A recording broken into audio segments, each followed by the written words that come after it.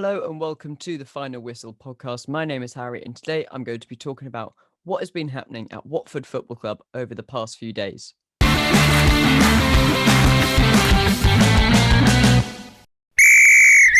So, Watford, an interesting club who always yo-yo between the Premier League and Championship, and they always seem to have a never-ending Ferris wheel of managers. And I mean, that's coming from a Forest fan, so it must be really serious.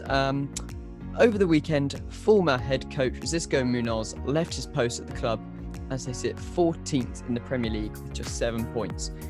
This caused a lot of people to ask some questions about the reason for his departure, because for them, that's not really too bad in the league, if I'm honest. I think it's fair to say he wasn't consistent with results and that Championship promotion was probably given before he took over and they scraped that over the line, but still, it's a strange time to sack him. The Watford board are known for interfering with team selection and tactics, so either Munoz didn't like this and walked or refused to let them control the team, so they got rid of him and would have wanted to find another puppet that they could control. But it was very strange, and it's probably one of those things that we'll never find out, maybe until Munoz does an exclusive interview with a newspaper somewhere. But obviously he was gone, and Watford were on the search for a new manager.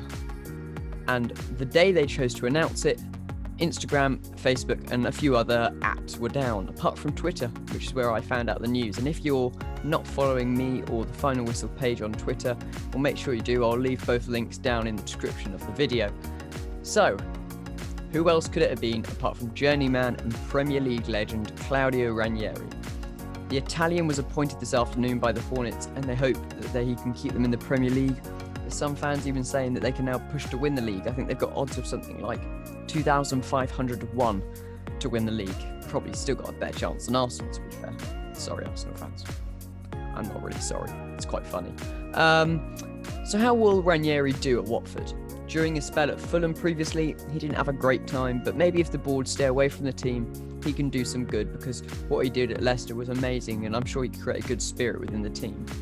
He can probably keep them up this season as well if he is backed and if there is no interference, but I guess it's one of those things that we'll have to wait and see.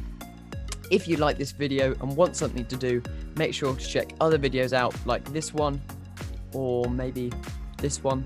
And while you're here, make sure to subscribe and help support the channel. Thank you for listening. That was the Final Whistle.